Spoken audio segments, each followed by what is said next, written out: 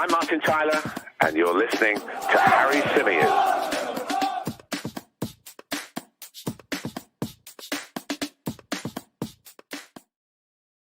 Hey everybody, how's it going? Welcome back along to the Chronicles of a Gooner, the Arsenal podcast, of course, part of the 90 Min football family. And we're coming to you today from 90 Min Towers. Yes, I'm in the office. That's why it's a different setup. Maybe the audio is not so good. Apologies if it's not, but we are here and we're going to talk all things Arsenal. We're going to discuss the latest news, of which there is plenty, as there always seems to be in the Arsenal sphere these days. We're going to talk about the reports claiming that Arsenal are closing in on the Gremio midfielder BITELLO. We'll get into that. We'll also talk about the latest on both Romeo Lavia and Mohammed Kudus, who have both at various points been linked with the Arsenal this summer. We'll also reflect on Declan Rice's interview, which I thought was really, really interesting, and some of Mikel Arteta's comments in the build-up to the Barcelona game, which includes him telling people basically in Spanish to kind of calm down about the whole midfield discussion and midfield debate. We're going to get into all of that on this live edition of the show. Good to see lots of you joining us in the live chat as well. Hope you're all good. Hope you're all having a great day so far. Bit miserable in London. It's not cold or anything, but it is a bit miserable. And there is that threat of rain, which is always a problem, I guess, when you're a Londoner. But yeah, here we are, ready to go, ready to talk Arsenal and ready to interact with you brilliant people in the live chat. Before I dive into the show, there's just a couple of quick points I want to make. So the first being Tom Canton, of course, is bringing you guys a live show. The Gooner Talk Live is happening on the Sunday, the 13th of August. That is the day after Arsenal kick off their Premier League campaign in North London. A live event. The link is in the description below for you to get your tickets if it's something you're interested in coming along to. I myself will be part of the panel. Me, FK from the Latte Firm, Mike from the Gooners Pod, and of course Bailey Keogh as well. So lots of big Gooners are going to be in attendance, not just on the panel, but in the audience as well. And if you'd like to come down, meet everyone, have a great night. Hopefully we're talking about an opening day of the season victory. Then do get your tickets. They are selling fast and they are running out. So just to give you guys a heads up, if it is something you're interested in, you need to act now rather than later, because you could miss out. Let's say a few hellos, and then I've got one more quick point to make before we dive into the main bulk of the show. Gunner deja vu on the Kudus stuff, which we're going to get into a little bit later on. Chelsea are so annoying. They're literally trying to sign every player we want, he says. Tom says, good afternoon, Harry and chat. Jon Tora Fjellstad said, I will press the like button if you also speak about one promising under-21 player. You'll need to be a little bit more specific. Like, do you mean just any promising under-21 player? Because I could come up with a few, I guess. But yeah, what's the screen name here? Questone?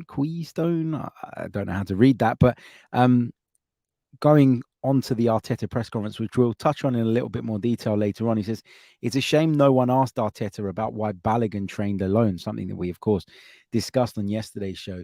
He says, hope he gets at least a half in the game against Barcelona. Michael Quassi is, of course, quoting Mikel Arteta with Tranquilo after he was speaking about the midfield. We've got Junior, we've got Haris joining us from Cyprus as well. We've got NSW, we've got Evan who joins us from work. We've got HK Hamburger from Hong Kong. We've got so many brilliant people in the chat. We've got Brian from Ohio as well in the USA. Okay, let's start off, I think, with the BITELLO stuff. Let's get into that in a little bit more detail, because this is a link that's been there for a little while, actually. You know, it's something that we've heard about now for probably a couple of weeks. Arsenal's supposed interest in this Brazilian midfielder, 23 years old, plays predominantly in the center of midfield, but has shown himself capable of playing in a wide area as well, which kind of means that he fits in with maybe what Mohammed Kudus would be as well. Now, Kudus has played as a striker, which BITELLO hasn't. But in terms of the other positions that he's occupied throughout his career, they seem to be quite similar in profile. So this link, does it make sense? I guess it does. It is a deal that we think Arsenal are going to be able to do for anything between £8 to £10 million. But it is a transfer that, if Arsenal do get over the line, could see the player remain in Brazil for that little bit longer. Again, I'm not 100% sure how concrete, to use the words of the window, this is. I'm not sure how advanced, if advanced at all, this is. But these reports are not going away. They're coming from Brazil. They're coming from Tutto Mercato in Italy as well. I appreciate that the bulk of the reporting on this is coming from outside of the UK, which I think, when it comes to Arsenal news, naturally makes people a little bit wary, myself included, which is why I'm not going massive on this. But if you are to believe the noise is coming from South America and, of course, from sections of Italy as well, then this is something that is moving in the right direction and progressing. Can I tell you how good a signing this would or wouldn't be? I can't, because the truth is I don't know anything about BITELLO. I looked into him a little bit when this link first emerged. And, he is someone who people are asking questions of with regards to, well, if he's 23 years old and he's not in the Brazilian setup, how big a star could he be? How good a player could he be? And is he ready to go on and move to a Premier League club? Obviously, Arsenal have that link to the Brazilian market through Edu. They've gone and done business with clubs in Brazil in the past. The Gabriel Martinelli signing, for example, is one that's worked out brilliantly. £6 million from Ituano, and he's come in and had an incredible impact, and he's only getting better. Could BITELLO be the next Martinelli? Well, he's certainly a lot older than Martinelli, and he's certainly a lot further in his career in terms of where Martinelli was at the time Arsenal took that punt on him. So, there are questions around this guy. There are questions with regards to how serious these links are too. So we've got to be wary of that. But, we'd heard that Arsenal had sent somebody over to open negotiations about a week and a half ago. Now we're hearing that this is close. So whether that means there's been progress and whether that means that we should start thinking about the possibility of BITELLO coming, I don't know. But what I will say is that the likelihood of BITELLO coming straight into the Arsenal squad, even if we do sign him during this transfer window, is not very likely. This looks like something that is going to lead to a potential loan back. I understand that there could be work permit issues involved in this as well, which could contribute to Arsenal wanting to send him back, or having to send him back, I guess, to play for Gremio for a bit longer until the season finishes over in South America, etc., etc. But yeah, this one is not going away. So I thought it worth discussing. BITELLO to Arsenal, is that a deal that we could see done in the next week or so? Possibly, quite possibly indeed.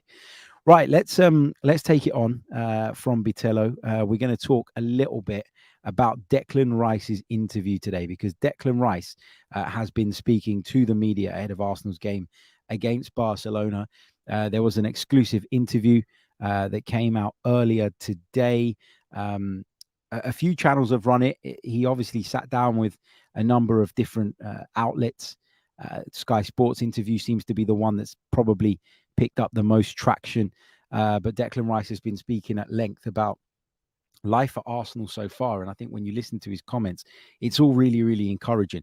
Every time I hear Declan Rice speak, I'm more and more on board with the signing, because I think he's a really good talker. I think he comes across as a really likable character. I think he'll have no problems settling in with his teammates, finding his feet and becoming a part of the group.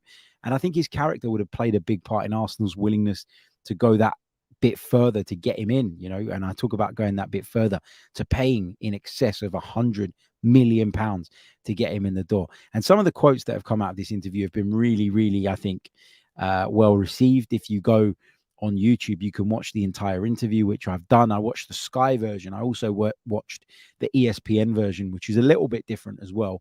But the answers that Declan Rice gave to very similar questions are quite similar across the board, as you'd expect. But yeah, as I say, this is another interview that Declan Rice has given that has further endeared me to the player. So let's dive into what he said in a little bit more detail. He talked about the fact that he's looking forward to learning different things and to learning about different structures. I said this to you guys when we signed Declan Rice. He's been playing under a manager whose demands of him would have been very, very different. David Moyes, good coach in his own right, has had a really good career, I think, is really good at setting up teams in a defensive structure, has been really good at setting up well-organized units to sort of level the playing field between his side and some of the bigger sides. He's obviously won a European trophy with West Ham. If you think back to his Everton days, I thought he did great there. Had them consistently pushing sort of top 4, top 5. I think they finished in the top 4 one year, but then missed out on Champions League qualification. But his mindset around football will be different to Mikel Arteta's. And not just different, very different. What he will demand of his defensive midfielders will be a totally different thing. He will demand that they protect the ball. He'll demand that they probably don't take risks in possession. He'll demand that, they're in a position to be able to deal with transition when the ball gets turned over. And I guess he will be, or he would have been, stricter with Declan Rice with regards to the runs that he makes forward. Now, if Declan Rice comes in at Arsenal and plays predominantly as a 6, which we think might be the case, then he is going to have to be disciplined there as well, just like Thomas Partey is. But there will be times it feels that Declan Rice will play as an 8. And if Declan Rice plays as an 8, he will have more license in this Arsenal side to get forward than he would have ever had at West Ham United. And he's going to have to get used to that. He's going to have to build up his confidence in terms of making those runs and really believing that he can impact the game in the final third. If there's one thing about Declan Rice that maybe he's yet to prove, I think it is how he can impact games in the final third. His goal record isn't something to be, shouting about. It isn't something that screams to me a player that can impact the game in the opposition third. He is very much a central player and someone who will have to add different things to, as he put it, his arsenal if he's going to succeed under Mikel Arteta. And he seems to be really willing and open to these lessons and to this education that he believes he's going to receive under Mikel Arteta.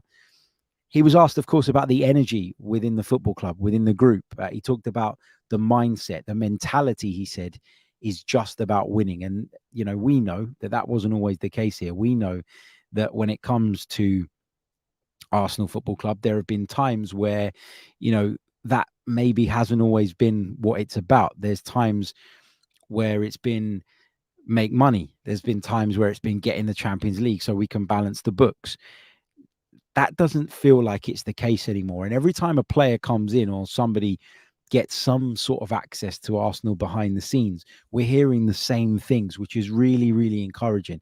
And to hear it from our £100 million signing only further enhances that belief from the supporters that the right mentality is in place now at Arsenal Football Club for us to go on to the next level. Let me just touch on a couple of your comments in the chat, because there's a few bits and pieces that people have picked up on. Harambe says Edu didn't sign Martinelli. It was before he was in charge of these things. Yeah, correct. But Arsenal have a history of going to Brazil, plucking out young talents, is what I'm saying, and bringing them forward. And whenever you think about going and bringing in a young Brazilian player who's relatively unproven, who's unheard of really in Premier League terms, that's the example that you're going to go back to. That's the one that you're going to link it all back to, and the one that you're hoping somebody like BITELLO could replicate. What else have we got? Gunnar Deja Vu says, how can Rice talking make you more and more convinced? All that should matter is what a player does on the pitch. Everything else is superficial. Was that supposed to be? Look, because if you remember back to when we first hired Mikel Arteta, there was a press conference that he gave. I think it was his very first press conference, actually, where I thought, you know what? I wasn't sure about you getting the job because you don't have the experience, you don't have the track record, all the rest of it. But the way he spoke convinced me that, at least in theory, he was going to try and do the right things. Now, there was no guarantee it was going to work, and there was no guarantee that we were going to get results off the back of that or would go on to win trophies. But just the way he spoke, for me, was enough to believe that at least in his mind, he's got the right ideas, the right attitude, the right mentality to take this club forward. And over time, Mikel Arteta's got better and better. Arsenal have got better and better as a result of his management. And now we're in a much stronger position, and that pride has been restored at the football club. Declan Rice might not get everything right straight away. And Declan Rice absolutely does have to take his game up to a whole new level, and we'll have to learn new things, new tricks, all the rest of it. But the point I'm trying to make here is that if somebody in their mind has the right ideas and views things and understands things in the right way, then it's only a matter of time before they get to where they want to be. You can say that what they do on the pitch is all that matters. Yes, but to do the right things on the pitch and to be elite in terms of your game, you need to have an elite mentality. And listening to Declan Rice talk so openly about the fact that he believes that this is the right manager for him, the right club for him, that he's going to have to adapt his game, but him being so willing and open to do that gives me confidence that he's got the tools to be able to succeed. And that is half the battle, right? If you've got that, then you're well on your way. And I think Declan Rice really is well on his way and will be a really important player for Arsenal. Talked about the players around the club. He said they've been amazing with him, says that he feels at home already. When he was kind of asked about Arsenal Football Club and what attracted him to the place, there was a lot of talk, or he brought up the fact that people have been saying for a little while that, Arsenal don't have the mentality or the capability to go on and win the Premier League. But he seems to put it across that his view on Arsenal has not been shaped solely on what he saw last season, and it's actually been built over the last couple of years. There was an interview that Bukayo Saka gave to ESPN, I think it was yesterday, where he sat down with Kai Havertz and they were asking each other questions. And he described Mikel Arteta as a genius because he will believe that Mikel Arteta has played a massive part in his progression. He will believe that Mikel Arteta is the right man to take Arsenal forward, as does seemingly everybody within the camp. And that is massive. Like, we don't know Mikel Arteta on a personal level. I've been lucky enough to speak to him a few times over the course of last season. I found him fascinating to talk to. I got to speak to Edu. I got to speak to some of the players in post-match interviews and all the rest of it. And the thing that always came across to me was the unity. And not just in terms of everybody sort of wanting to fight blood, sweat, tears for one another, but the unity in terms of the way they view the game, what they believe, and their trust and faith in Mikel Arteta and the process, if you like, the methods that are in place to hopefully get them to where they want to be. So yeah, Declan Rice talking about the last couple of years and how important that's been in sort of Arsenal's progress. It's not just about last season and the progress shown then. It's been something that's building for a little while. But again, he referred to the fact that the setup is just completely different to anything he's had before. And again, he stressed the fact that he's probably going to need just a little bit of time to build up to that. I don't see him as someone that will hide behind that. I don't see him as someone who will go, well, I've just come in, therefore I'm kind of on holiday for a few months. He will be someone that wants to get down to business straight away and wants to move forward quickly. But he's also not silly enough to think that he's just going to grasp all of Mikel Arteta's concepts and ideas, having never come across them before, within the space of a couple of weeks. And he also went on at some point to talk about how the fact that Arsenal moved for him so early, well, at least started the negotiations early. Some people will tell you that it took an absolute age and all the rest of it. But he believes that the process to get him into the club began early because Arsenal recognized actually that he's going to have a lot of work to do. And he's going to need to adapt and he's going to need to develop in certain areas, and felt that it best that they get him in ahead of the preseason tour. So he has the best possible chance of being as close to the best player he can be at the start of the season. The big quote that has really kind of caught fire, I'm going to slightly paraphrase what Declan Rice said, but the big bit, I think the bit that's caused all the headlines, was when he talked about Mikel Arteta tactically. I thought that bit was really fascinating. I really, really do. He said, "It's crazy. I'm already seeing football in a completely different way. You think you know football growing up and when you play, but when you meet managers like Mikel, you realize you don't really know anything." It's amazing that this manager of ours, who some people still want to question, some people still want to criticize, has been able to really revolutionize the way a lot of footballers see the game.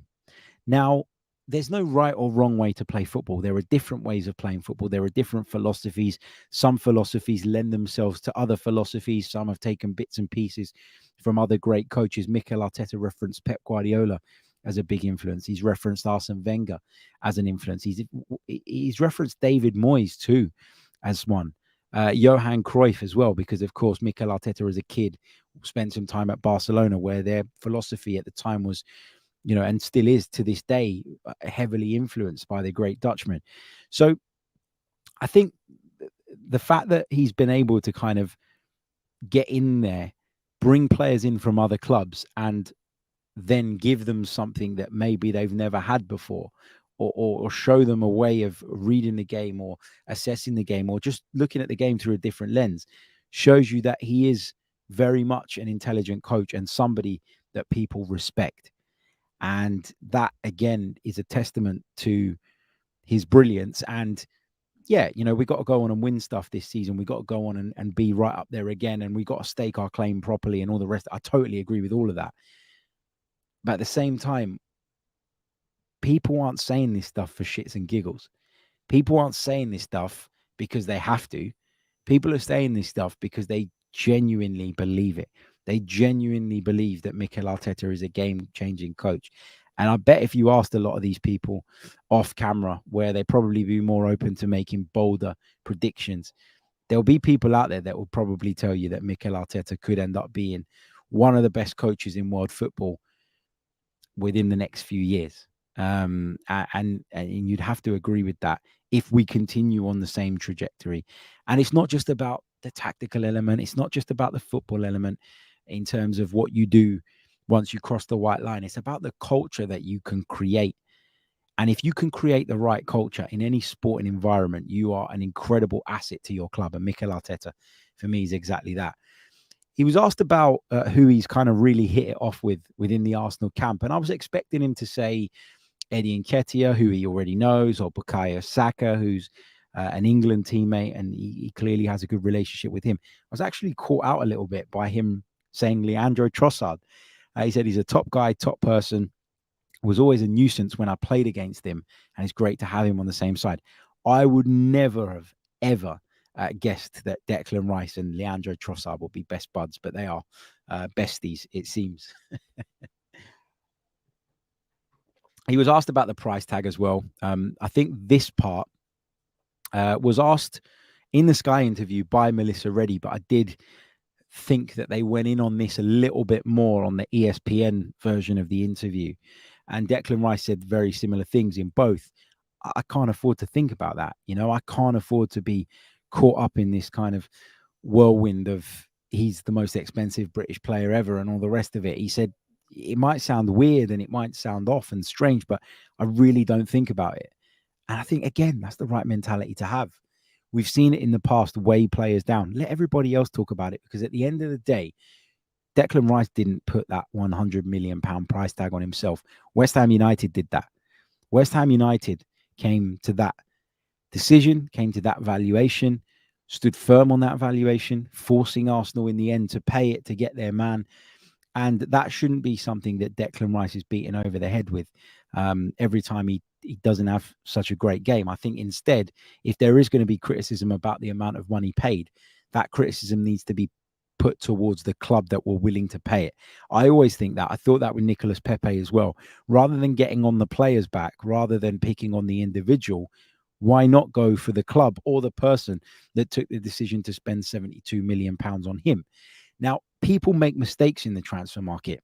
I've said it ever since this podcast started, for years. I've always said, anything that you do in the transfer market has an element of risk to it. And naturally, the more money you spend, the greater the risk, particularly when it's a player that is yet to prove himself, for example, in a top league, that is yet to prove himself at a top club. I think with Declan Rice, he's proven himself in the Premier League. He's proven himself on the international stage. The only thing that's missing is playing for an elite club, which obviously he didn't have the opportunity to do at West Ham. Now has that opportunity now. So fingers crossed he can kick on and push on. Okay, going to take a very, very short pause. Then we're going to reflect on Mikel Arteta's press conference. There's one bit in particular I want to talk about, and that was his response to the midfield chat that has been doing the rounds over the last few days, ever since, in fact, that defeat against Manchester United in New Jersey. We're also going to quickly touch on the latest with Mohammed Kudus and Romeo Lavia, who have both been linked with moves to Arsenal this summer, but both look as though they are headed elsewhere. Don't go anywhere. Start putting your chat or your questions, I beg your pardon, in the chat box. We'll be back in just a second. We'll do Arteta and we'll do your questions. Welcome back along to the show. Hope you're all good. Hope you're all well. If you're just joining us on our live stream, please do leave a like on the video. What are you waiting for?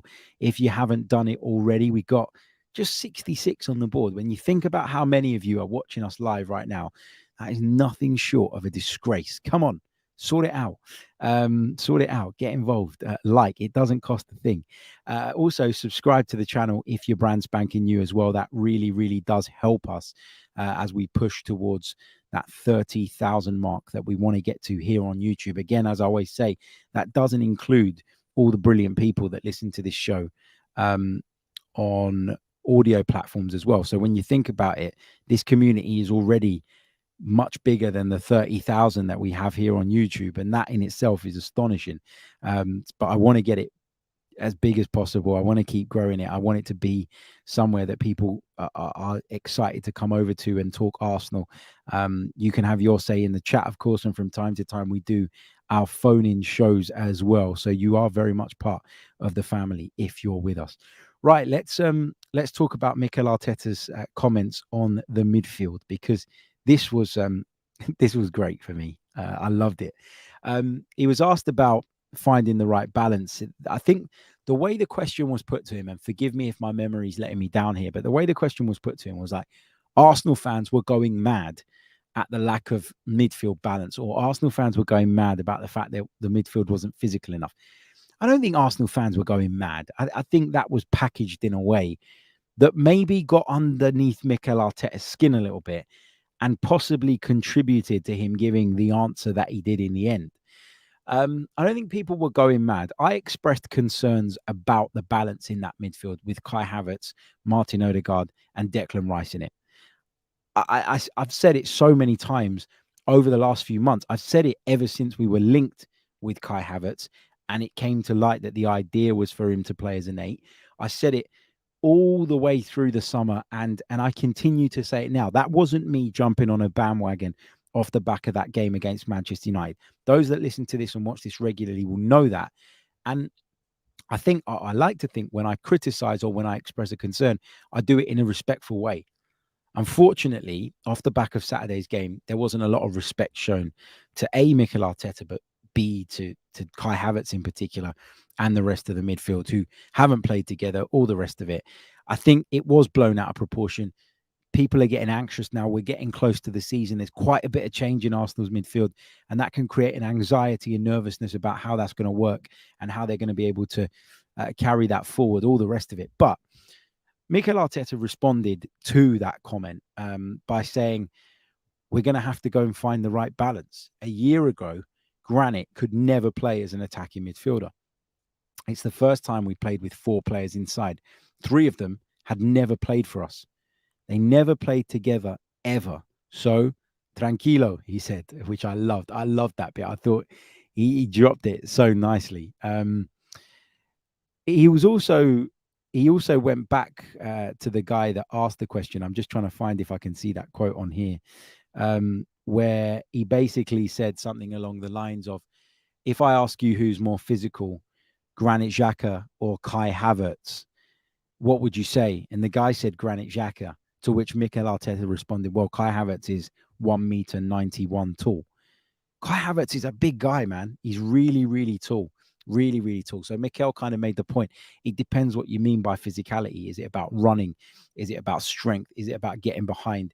Is it about all the rest of it? Like, it was brilliant. I thought that Mikel Arteta leapt to the defense of his player. He said, look, what we've got now is the ability to be physical when we need to. We've got options to be able to change it up when we need to, and we will be fine, don't worry, or we will be okay, don't worry, was what he said. And, you know, clearly Mikel Arteta believes in the decisions they've made, and clearly believes that they're on the right track and that we're good to go with the midfield options that we have. I still wouldn't be surprised if Arsenal added one between now and the end of the window. He's obviously mentioned, or we've obviously mentioned, I beg your pardon, BITELLO earlier on in the show. But again, if we did sign BITELLO, we don't know that he'd come into the squad straight away. We think that he could be somebody that goes back on loan and maybe comes in at a later date, all of that stuff. which means that, I think Mikel will probably want another option that can probably cover on the right as well, which is the interesting part here. But we'll have to wait and see on that. But options is the name of the game right now for Arsenal. And now we're going to see whether Mikel Arteta as a manager is able to manage a bigger squad, B, one with multiple options, because that does present challenges. It means that you can sometimes drift away from the clarity that got you to this point. So if you knew what your best team was last season, you knew what the best 11 was, and it was by far the best 11, there wasn't really that kind of danger of getting caught in two minds when we went into certain games or where we went into big fixtures. We always knew that, that was the best team. That's the team we should go with. Unless someone was unavailable, there was no reason to change it. Now that he's got more options, he could be tempted to tweaking things. And the danger is that when you get into that space, you can become a little bit of a tinker man, and you can become someone who overthinks things and then does more damage. So that's where I'm really, really interested to try and learn how much Mikel's developed as a manager and how much he's learned along the way to now get him to this stage and to this phase where he can make changes, but do them at the right times and give us the best possible chance of winning football matches, and using the weaponry that he now has, the armory that he now has at his disposal to get the best possible results. So that's going to be really, really interesting. We're going to talk Kudus in a minute. We're going to talk Lavia in a minute. We're also going to take some of your questions, so keep them coming in the live chat box. Going to take a really, really short pause, and then we'll do just that.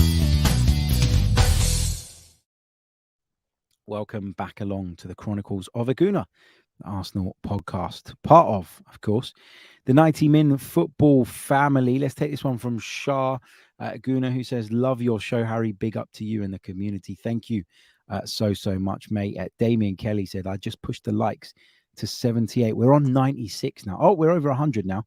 We're over 100 on the likes front, which is great. We're on 102. Can we get to 200 between now and the end of the show? There's certainly enough of you watching.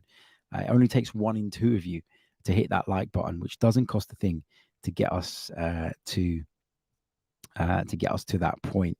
Arsenal, of course, taking on Barcelona early morning tomorrow UK time, which is it's tonight for you guys across the pond. It's 3:30 in the morning for us here in the UK.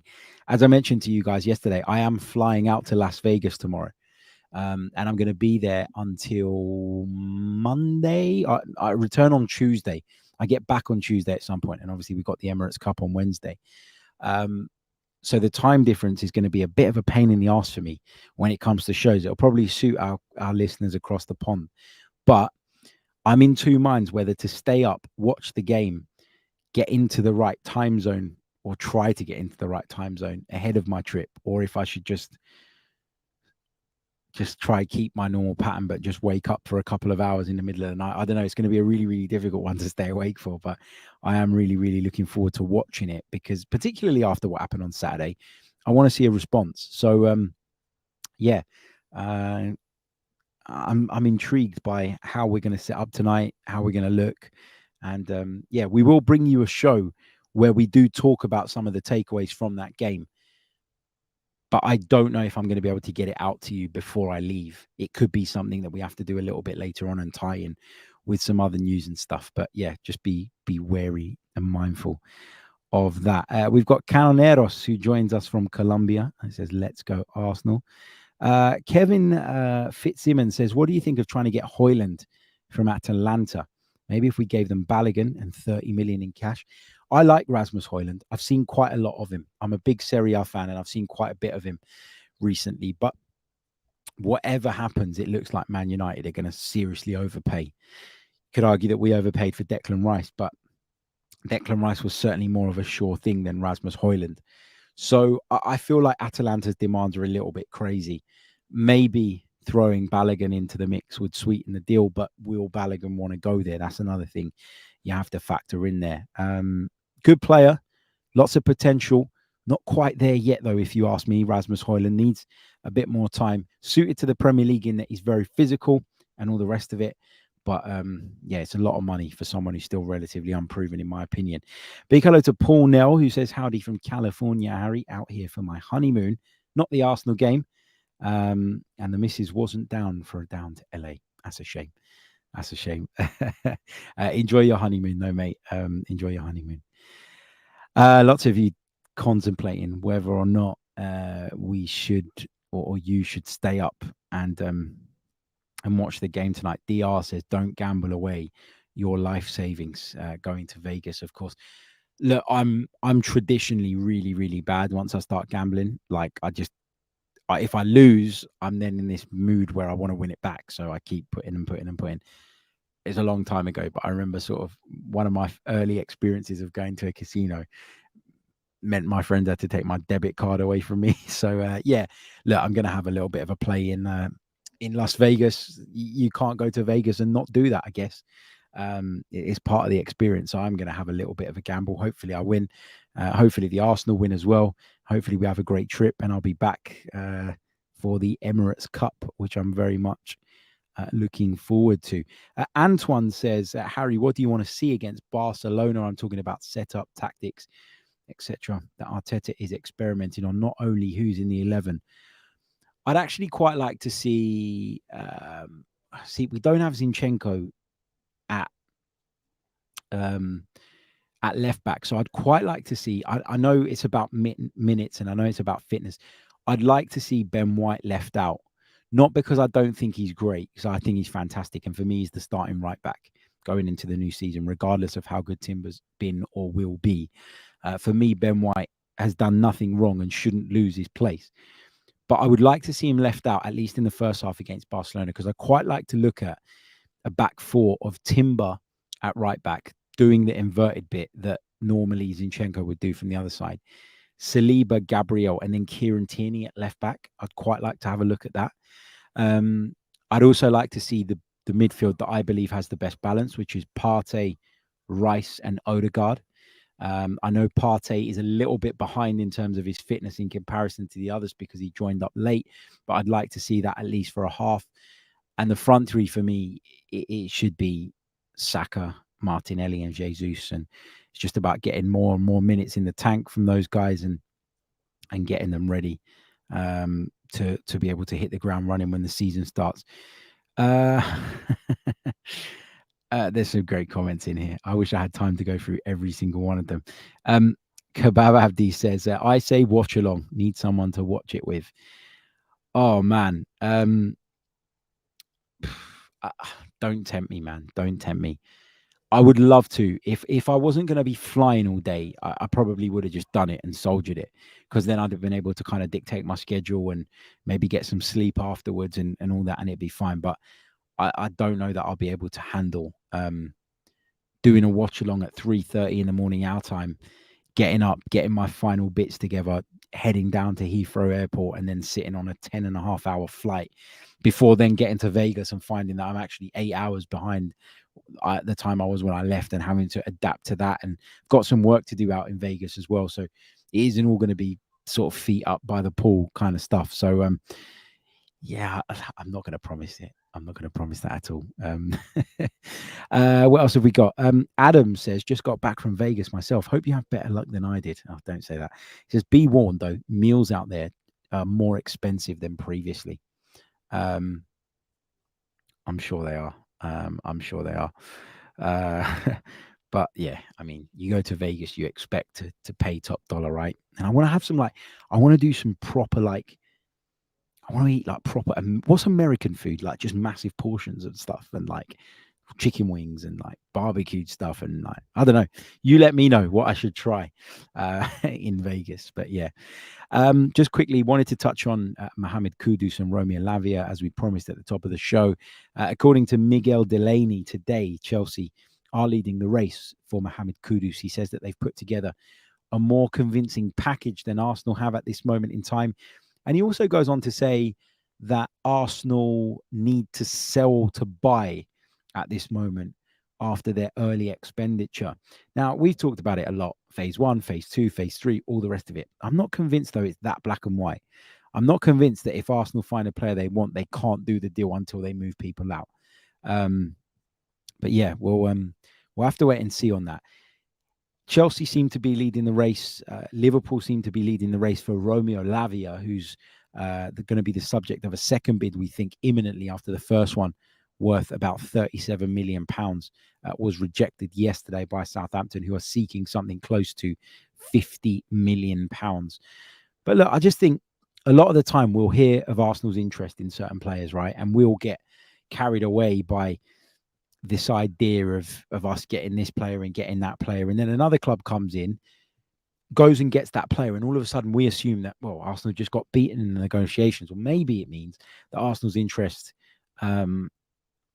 wasn't ever as serious as was maybe reported or assumed by people. Because often there isn't like a scale upon how strong an interest in someone is reported. The report will say Arsenal are interested in Mohammed Kudus, but how interested? Interested in terms of, well, if a good deal came along, they take it. Interested as much as they are in, for example, Declan Rice, or were in Declan Rice, where they were willing to break their transfer record and got up to £100 million, or just kind of meh, like you can't really gauge that. So you need to be wary of this stuff. Kudus and Lavia weren't primary targets. I think the Lavia one was always one that we felt was only ever even a possibility if Thomas Partey left. So no stress on those fronts. I don't think we'll end up with any of those players now. I think Kudus felt more likely a few days ago, but with no real movement on that from Arsenal's side, and seemingly movement from Chelsea's side, although we haven't heard of an official bid going in. But you do get the feeling that they're moving forward. But then again, they're supposed to be moving forward on Caicedo as well. And that hasn't gone anywhere yet. Adam with some great recommendations on places to eat in Vegas. I'm going to screenshot that and have a look at it in a bit. Jay Muller says, my advice on gambling is you have more chance of winning on the slots than most games and no chance of winning on roulette. Interesting, because roulette's my game. So that's a little bit disappointing to hear. What else have we got? William Saliback with a great. This is the best question we've had all show. You got to pick start, bench, or sell. Souvlaki, chicken tikka, or chicken satay. Well, I'll start the souvlaki for sure. I'd sell the chicken satay and bench the chicken tikka. There you go. Evaro says, UK fans are so spoiled, missing a sleep for one night and they're constantly whinging. You're right, mate. You are absolutely right. We do moan, we do complain, we do bitch, we do whine when we're put out of our comfort zone. And unfortunately, that's happening to us during the US tour. The game on Saturday against Man United, 10 p.m. kickoff here, wasn't bad at all. The 1:31 against MLS All-Stars wasn't ideal, but I managed to get through that one actually quite well. This one's going to be tough, though. 3:30 in the morning is tough, man. But, I think we'll be able to do it. We'll soldier through it. Sleep on the plane. I've got a 10.5-hour journey to sleep on. Hopefully the plane's comfortable, man, because that is a necessity, isn't it, on a journey like that. Right, I am going to leave it there. Thank you all so much for joining me. I think someone's hovering around waiting to take this little meeting booth off of me here at 90 Min Towers, so you'll blame them for us cutting it short. Don't forget to leave a like on the video if you haven't done so already. We're on 148 at the minute. If we could get that up to 200, 250, that would be amazing. Someone's just won at darts. Subscribe to the channel if you haven't done so already. That really does help as well as we continue to push towards that 30,000 goal that we're creeping ever closer towards. It still feels a million miles away, but when you think about it, we have made great progress actually over the last couple of months. So keep the subscriptions coming, all of the rest of it. If you want more, go over to the Another Slice platform. The link is in the description below. You can sign up to the Chronicles of a Gooner Premium and get access to more content. I will bring you some content from Las Vegas. Don't know exactly what just yet. Don't know how regular it will be just yet, but I will try and do something at least daily. Might be in a shorter form. It might be pre-recorded, just depending on the internet connections there and all the rest of it. But yeah, I'll speak to you guys from stateside. And if anyone is in Vegas, hit me up because I don't know anyone there. I really don't. But anyway, catch you all soon. Until next time, take care of yourselves and have a great day. Goodbye. I'm Martin Tyler, and you're listening to Harry Symeou.